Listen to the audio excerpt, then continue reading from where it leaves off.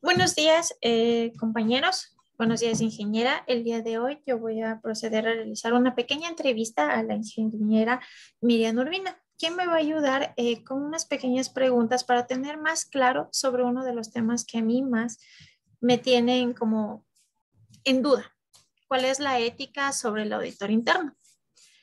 Inge, buenos días. Muchas gracias por la apertura el día de hoy. Inge, la pregunta más grande que puede ser. ¿Qué es la ética que tiene que tener el auditor interno en una empresa? Muy buenos días con todos. Igual a Karina agradecerle la consideración para esta breve entrevista. Pues comentarles que en general, pues al ser el auditor, indistintamente de que en este caso el auditor forme parte de los trabajadores dentro de una organización, no desmerece que las características o virtudes que igual se establecen por las normas internacionales de auditoría y otras entidades sean diferentes a las de un auditor interno. En realidad, características básicas como la objetividad, la independencia se mantienen en la profesión de auditoría, indistintamente si se trabaja en forma externa o interna a la entidad. En este caso, el auditor interno debe mantener, de acuerdo a este precepto, una actitud totalmente ética y de independencia. Quiere decir que, si bien es cierto, nos podemos relacionar en el ámbito de trabajo, pero sí es importante que logremos ese punto donde la distinción del profesionalismo, de la ética profesional, sea aplicable al trabajo, porque como auditores internos, el trabajo es ayudar hacia la organización en el tema del control interno, en el tema de control y mitigación de riesgos y en el tema de gobernanza. Entonces, bajo todos esos parámetros, significa que el requerimiento o el aporte que está dando el auditor interno hacia la organización es bastante importante. Por lo tanto, debo mantener esa actitud ética y de independencia, de objetividad, para que mi labor en la evaluación de los procesos auditados aporten al aseguramiento y al cumplimiento de los objetivos de la empresa. Ya. De acuerdo a lo que menciona Inge, que un auditor interno tiene que tener una independencia y una objetividad, ¿cómo pueden obtenerlo? ¿Cómo siempre pueden mantener este punto de vista dentro de la empresa? Bueno, pues la verdad, en mi experiencia y en mi trabajo que tuve como auditor interno de especialista de auditoría en una entidad bancaria, le comento que es como mantener una relación laboral normal de trabajo con los compañeros, respetando los límites, ¿no? Una cosa es el tema personal y otra cosa es el tema profesional. Entonces, la independencia se logra cuando el auditor puede separar esos puntos. Se puede tener una amistad, más no en temas laborales, ir más allá. Entonces, hay que mantener esos rangos, esa separabilidad, para que asegurar que mi trabajo sea objetivo y aporte a la organización, porque el informe que finalmente emite el auditor interno será objeto de revisión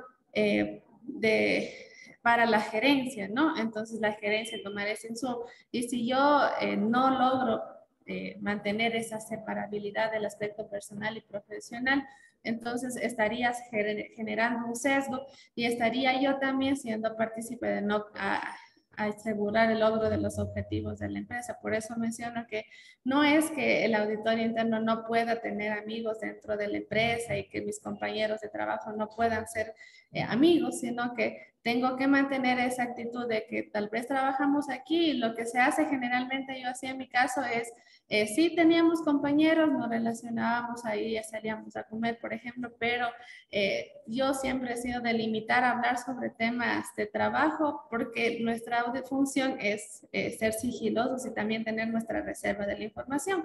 Entonces sí, conversar de lo que se puede, pero respetando ese marco, temas de trabajo que son, por ejemplo, muy confidenciales, evitarlos conversar para generar cualquier sesgo o malentendido. Entonces, de acuerdo para tener un código de ética, digamos, correcto, se debe existir como reglas o normas dentro de las que se deberían cumplir.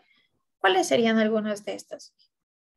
Básicamente, como le menciono, Cari, lo que habría que hacer es considerar lo que nos dicen las NIAs en función de las características y las cualidades y cuál es el objetivo de la profesión de un auditor. O sea, no es que justamente es por eso empezaron, no por ser auditor interno cambian las reglas de juego, se mantienen y tengo que mantener la actitud de independencia, de objetividad, eso de la confidencialidad de la información.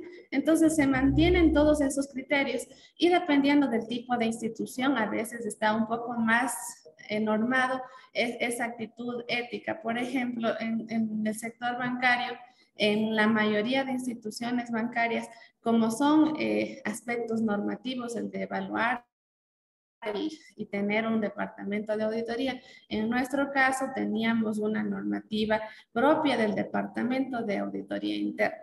Entonces, en ese caso teníamos las normas locales, venían casi todos estos principios que le menciono de las normas internacionales de auditoría y se sumaban también unas normas que estaban en los códigos de Europa porque el banco pertenece a una holding de Alemania y ahí en Alemania el control era un poco más severo. Entonces, aparte de las normas que se tenían, las internacionales, en Alemania tenían como unas normas adicionales de actitud ética de la profesión de auditoría. Entonces, cuando llegábamos a la entidad nos entregaban como el manual de funciones y como los lineamientos de ética y conducta. Y viene todo esto que le digo de la independencia, de ser objetivos, de procurar hacer bien el trabajo, del tema del sigilo de la información, por la cantidad y la información a la que se puede tener acceso como autor. Ya, creo que Inge, muchas gracias. A mí ya me quedó un poco más claro, no más claro, sino con más a profundidad lo que es un código de ética, que es creo que lo que más repercuta en cada uno de los auditores, tanto sean internos o externos, porque muchas de las veces piensan de que un auditor interno, por tener relación con las demás personas de su trabajo, no puede tener un voz y voto propio sobre lo que esté pasando en ese momento dentro de la empresa. Entonces, creo que ahora me quedó más claro de que las cosas dentro de lo que, como se dice, dentro de lo profesional es a lo profesional y las relaciones personales totalmente afuera. Entonces, debemos aprender a separarlos de eso. Muchas gracias, Inge, por la ayuda, por la pequeña entrevista y también el poderme ampliar este gran incógnita que yo tenía hace tiempo. Gracias, Inge. Gracias a usted, Karina, muy amable.